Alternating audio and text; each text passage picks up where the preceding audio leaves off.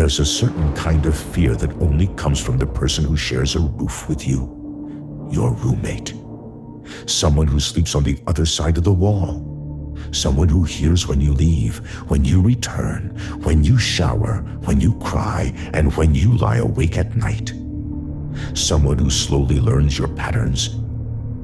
Even if you never learn theirs, you think roommates are just strangers you temporarily share a space with.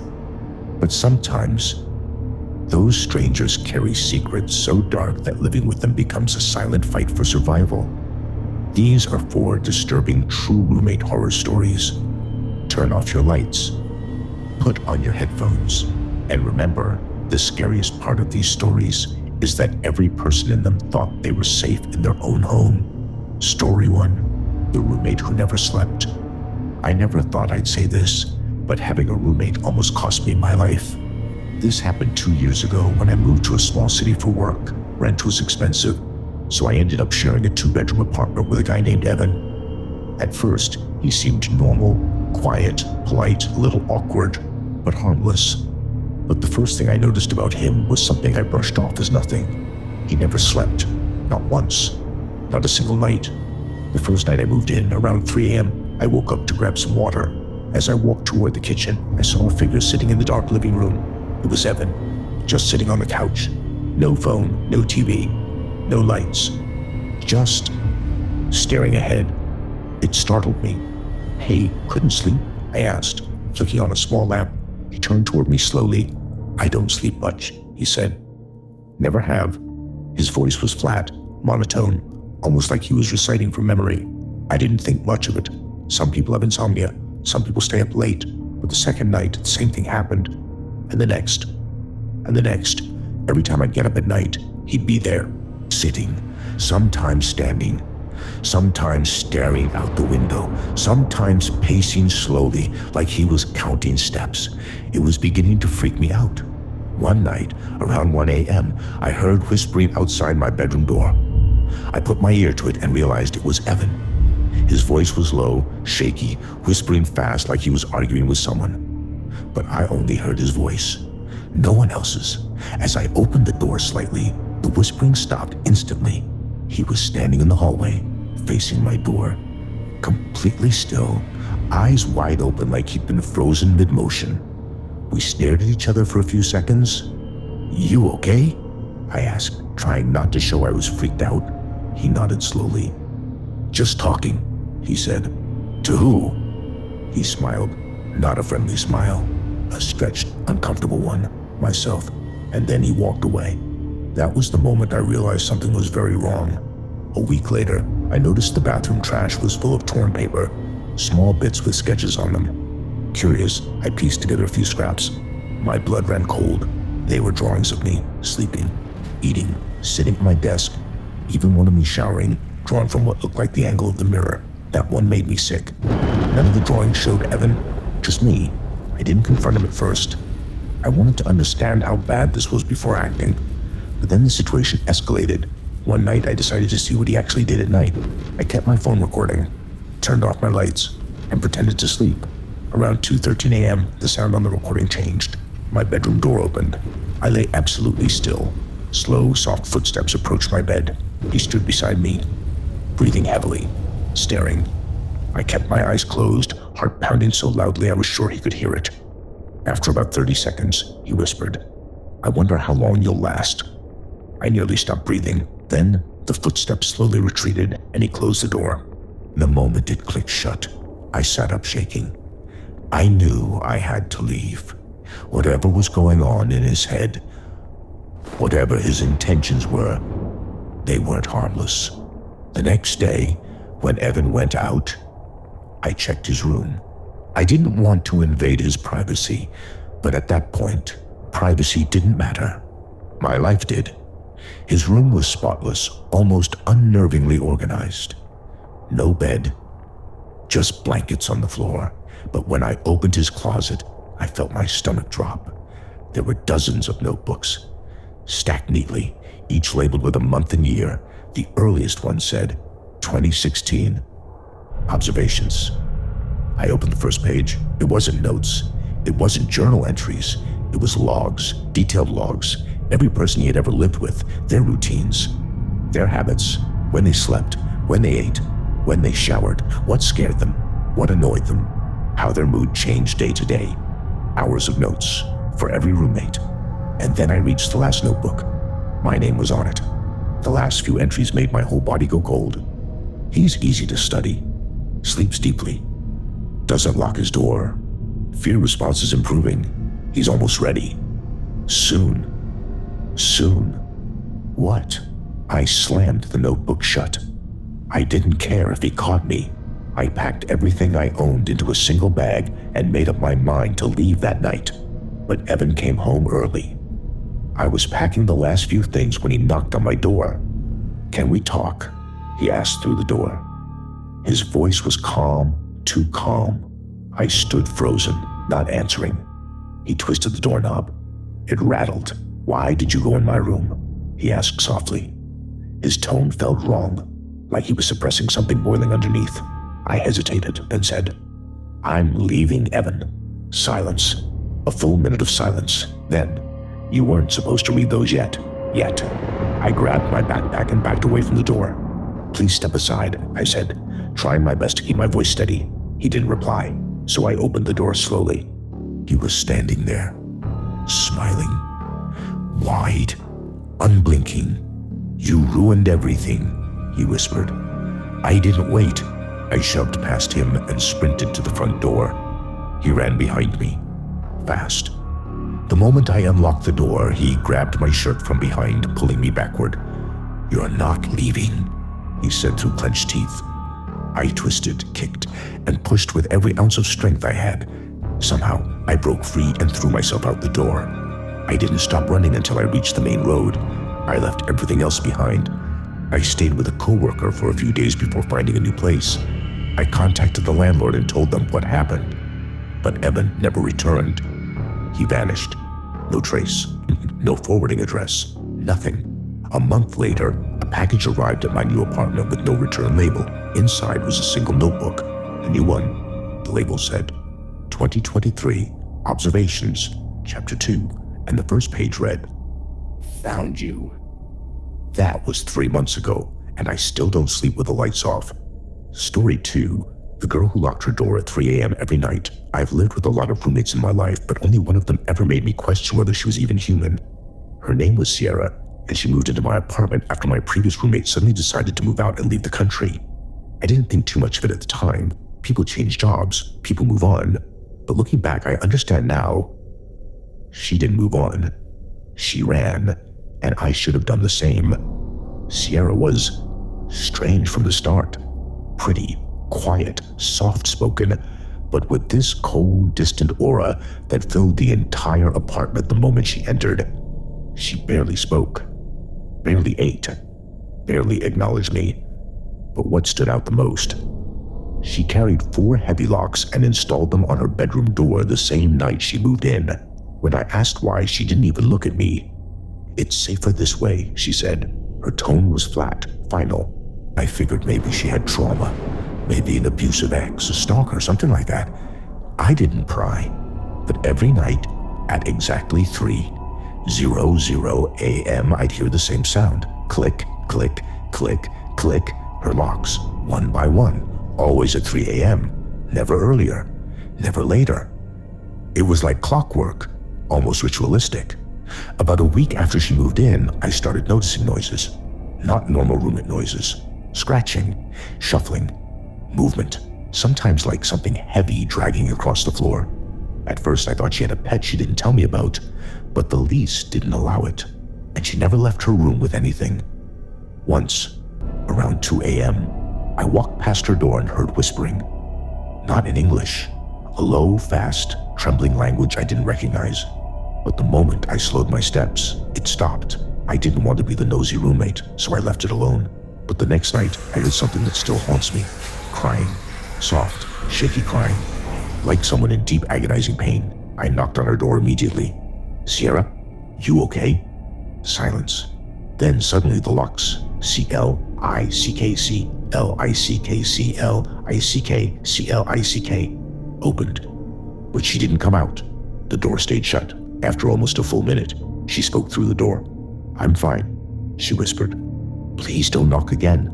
I stepped away, but I didn't believe her. I didn't see Sierra often, maybe once or twice a day briefly. She avoided all eye contact, but once, early in the morning, she walked past me half asleep. That's when I finally saw her eyes. They weren't just tired, they were hollow, wide open.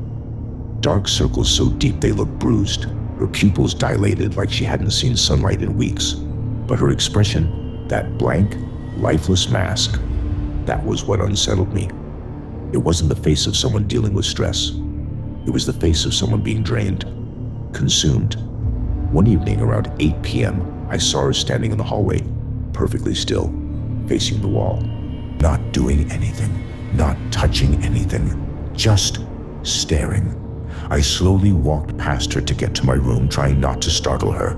But as I passed by, she whispered without turning, "Don't stay here long."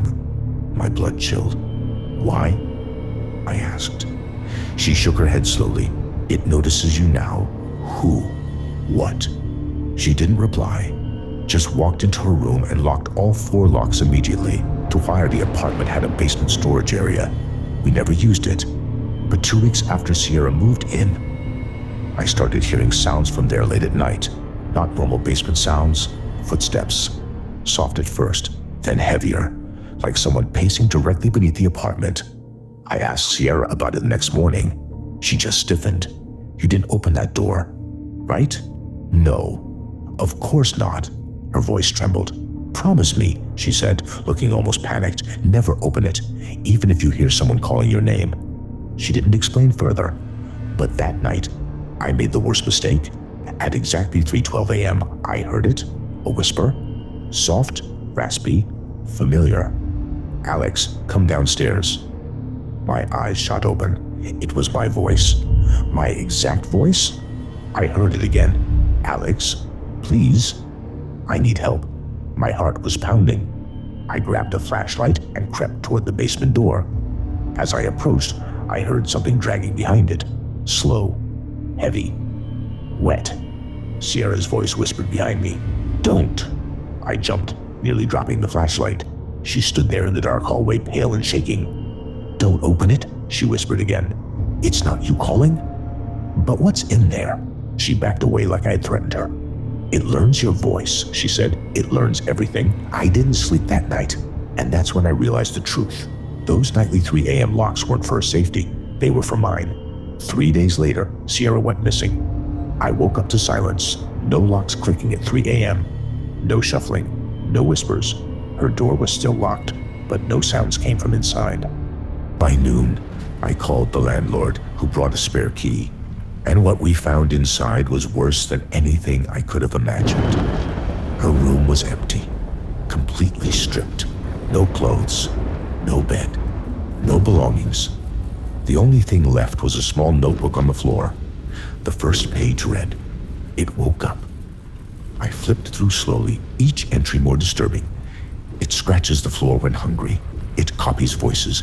Never trust what you hear at night. It sees through walls. Stay silent. It's getting stronger. It doesn't want me anymore. It wants him." The last entry wasn't written. It was scratched into the page with something sharp. I-F-Y. "Oh, you're reading this. It already knows you." I dropped the notebook immediately. The landlord left quickly, muttering something about calling the police. While I stood there in shock, I heard a faint sound from beneath the floorboards. Scratching. Slow. Deliberate. Coming from the basement. Then, in Sierra's voice, "Alex, open the door." I ran out of the apartment and didn't go back. I stayed with a friend for a week, then broke the lease and found a different place across the city. But 2 nights after I moved, I woke up to a familiar sound. Click, click, click, click. 4 locks, exactly like Sierra, coming from the apartment next door. Then a voice whispered through my wall. My own voice. "Alex, you can't run from me." Story 3. The roommate who watched me sleep. Back in 2019, I rented a small 2-bedroom apartment near my university. It wasn't a nice place by any means. Peeling wallpaper, old furniture, weird stains on the carpet. But it was cheap, and cheap was all I could afford. I needed a roommate to split the cost, And that's how I met Daniel. At first, he seemed completely normal, quiet, polite, a little awkward, but I wasn't looking for a best friend. I just needed someone who paid rent on time. And for the first few weeks, everything was fine. But there's something no one tells you about roommates. You never really know who a person is until you live with them. The first thing I noticed about Daniel was that he didn't seem to sleep much. I'd stay up late gaming or doing assignments, and every time I walked out of my room to get water, I'd see him, just sitting on the couch in the dark, not watching TV, not using his phone, not reading, just sitting there, staring forward, completely still. The first few times, I tried making small talk. "You can't sleep?" No reply. "You okay, man?" He would slowly turn his head toward me, stare for a long second, then shake his head slightly and look back at the wall. I told myself he was just a weird introvert, but deep down, it felt wrong. Like he wasn't awake out of insomnia, but awake because he was waiting for something. About a month in, I started hearing weird sounds at night, specifically around 3 a.m., a scratching noise just outside my bedroom door. At first, I thought it might be rodents. The apartment was old, so it wasn't impossible, but the scratching wasn't scattered or frantic like an animal. It was slow, controlled, one scratch at a time, like fingernails. One night, I couldn't handle it anymore. I yanked my door open, and Daniel was standing right in front of me, his face inches away, not blinking, not moving, just staring into my doorway like he had been leaning toward it. I froze. Daniel, what the hell are you doing?" His eyes didn't move from my room, but after a few seconds he smiled. It wasn't a normal smile, not a friendly one. It was wide, too wide, like he was forcing the muscles in his face to form the shape. "I thought I heard you calling," he whispered. My blood went cold. "I wasn't calling you," I said quickly. He tilted his head. "Yes, you were." Then he turned around and walked back to the couch like nothing happened. I didn't sleep that night. A week later, something happened that made me realize the scratching was the least of my worries. I accidentally grabbed Daniel's phone from the table, thinking it was mine. Similar case, same size. When I picked it up, it lit up, and I saw his wallpaper. It was a picture of me, but not a normal picture, not from social media. I was sleeping in the photo, lying on my side, blanket half off, mouth slightly open.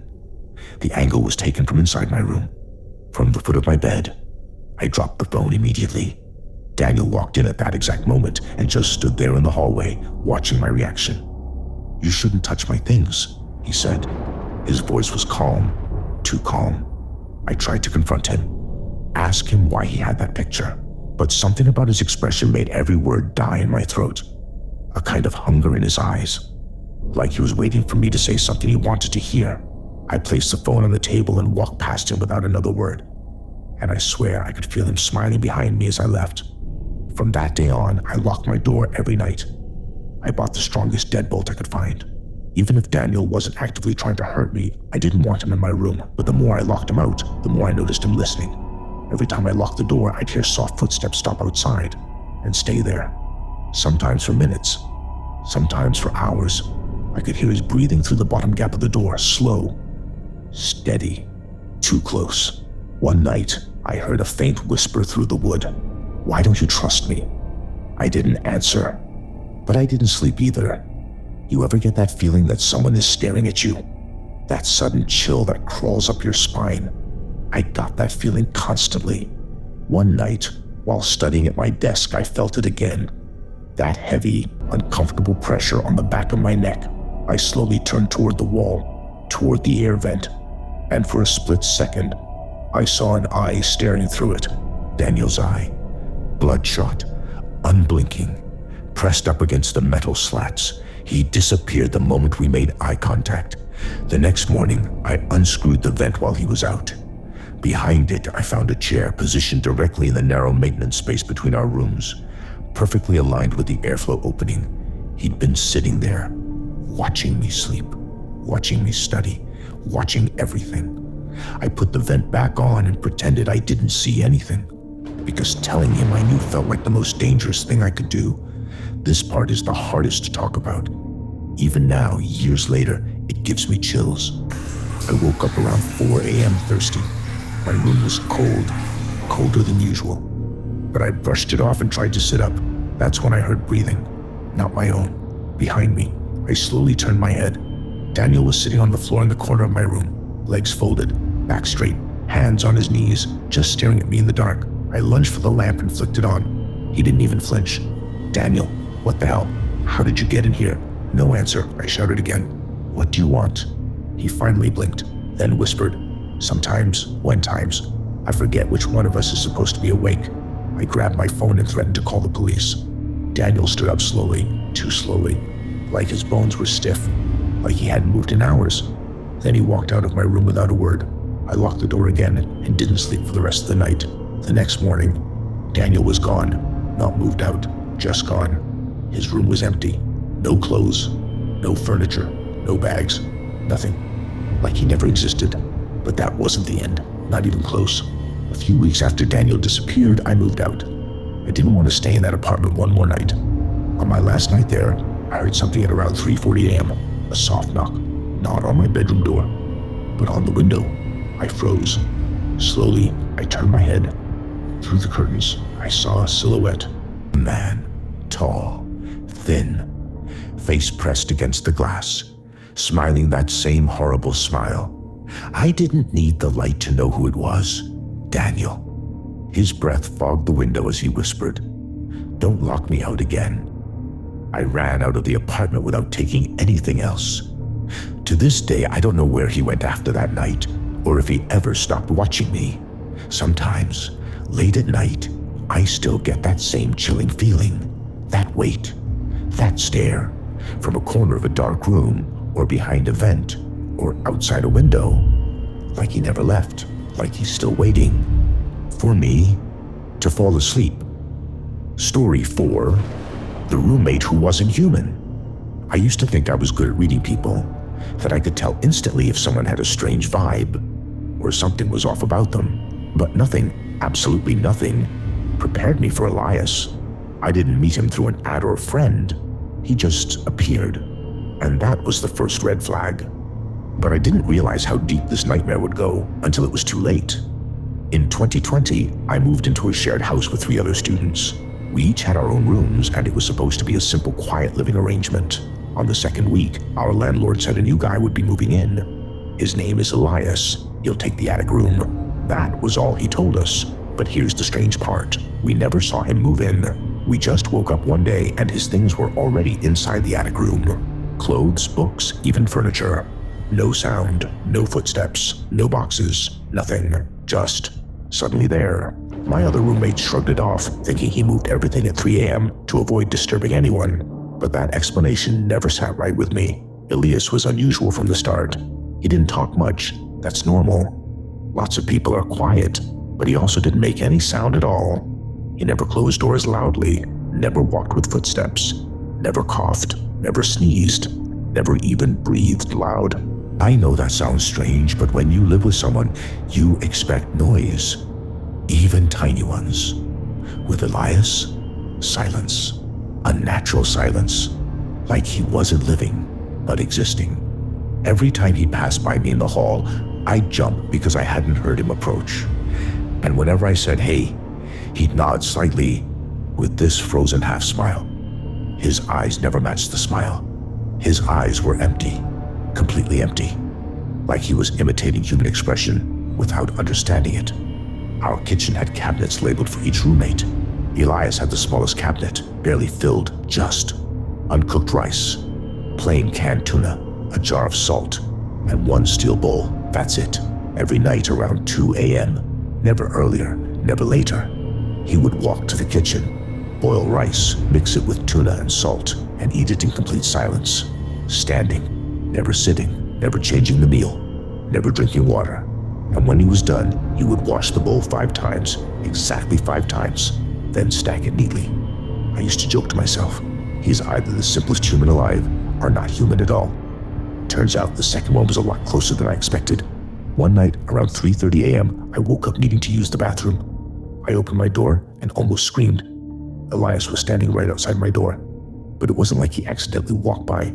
He was standing perfectly still, facing my door, like he'd been there for hours, watching it. I froze. He turned his head toward me, not normally, but in one slow, unnatural motion, like a puppet being rotated. "Oh, sorry," he said quietly. I was thinking, at my door, for who knows how long. I forced a laugh and squeezed past him. In the bathroom, I locked the door and tried to calm my breathing. When I came out, he was gone. No footsteps, no sound, just vanished. That night was the first time I thought about moving out.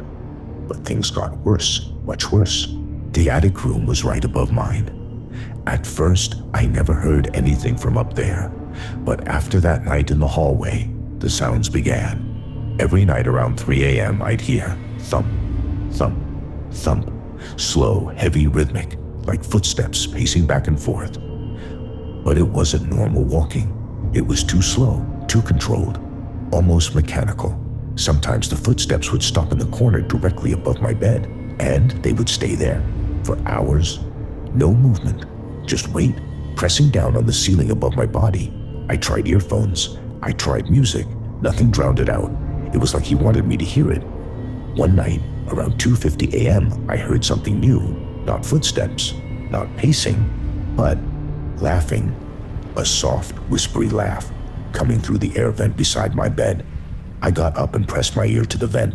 The laughing stopped immediately, and then a whisper came through. "I know you're listening." I fell backwards so fast I hit my shoulder on the bed frame. My whole body was frozen with fear. I wanted to run into my roommates' rooms and wake them up, but something in me said that was a bad idea.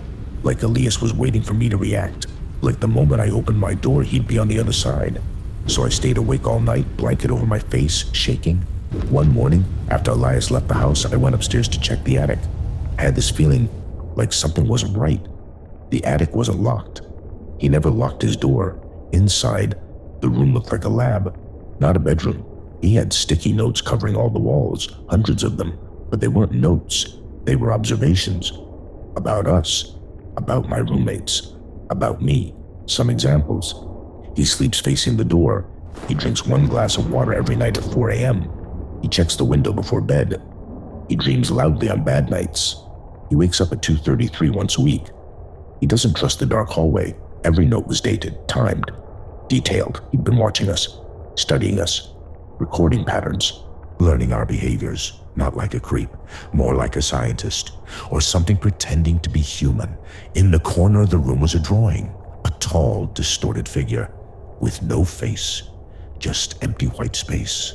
Under it, in messy handwriting, "Become this." I immediately backed out of the room and shut the door.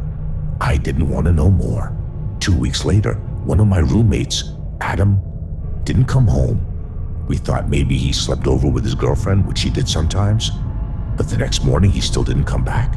We called him, phone off. We texted him, no reply. By the next night, we were officially worried. We asked Elias if he'd seen Adam. He just shrugged. "People leave." That's all he said. Cold, emotionless, not even pretending to care. We didn't sleep that night, and the house didn't feel empty. It felt watched. 3 nights after Adam vanished, I woke up suddenly, not from fear, but from something else. Silence.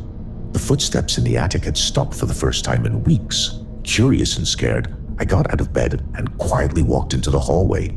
The entire house felt strange, like the air was heavier, like the darkness was thicker. I took 1 step toward the stairs. Then I heard it, a sound from the attic, crack, like bones, shifting. Then another, crack, crack. My heart started racing. Then I heard him whisper, "It's almost ready." Froze. Then the attic door creaked open on its own, just a few inches. And through that small gap, I saw something I'll never forget. A shadow, but not human-shaped. It was too tall, too thin, arms too long, neck too stretched, like something wearing a human skin that no longer fit. I closed my eyes and forced myself back into my room. I locked the door and pushed a desk against it. That entire night, I heard scratching above my ceiling, fast, erratic, desperate, like something crawling around on all fours. The next morning, none of us found Elias in the house. His door was wide open, the attic empty. all his things gone, but we found one thing: Adam's phone, lying in the middle of the attic floor. The screen was cracked, but it still turned on. There were only 2 new photos in it, taken on the night Adam disappeared. The first picture was of Adam sleeping in his bed. The second picture was a blurry image of something tall leaning over him, long arms, no face, not Elias, not fully, something in between. That was the last we ever saw of Adam, or whatever Elias had become. A year after moving out, I got a new place across town. I tried to forget everything that happened, but one night, around 3 a.m., someone knocked on my window. Slow, soft, just like before. I got out of bed, trembling, and peeked through the blinds. Outside, under the pale streetlight, stood a tall, thin figure. Too tall, head tilted, body twitching slightly, arms dangling past its knees. And even though it had no face, I somehow knew it was smiling.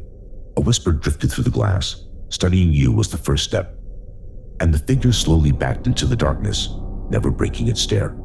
I don't think Elias was ever human. I don't know what he wanted. But I know one thing. He's still learning, still watching, still evolving. And one day, he's coming back. And those were 4 true stories of roommates, the kind you pray you'll never have. It's terrifying to think about how close danger can be. Not outside your home, not in the shadows, but sleeping just a few feet away. A stranger sharing your kitchen, your bathroom, your nights, your silence. Most people worry about ghosts, spirits, or demons. But sometimes, the scariest thing living in your house is another human being. If you made it to the end of this video, you're braver than you think. Before you go, make sure you subscribe to Dark Vision, because I bring you more disturbing true stories every week. And trust me, the next one is even darker. Stay safe, stay aware, and remember, you never really know who you're living with.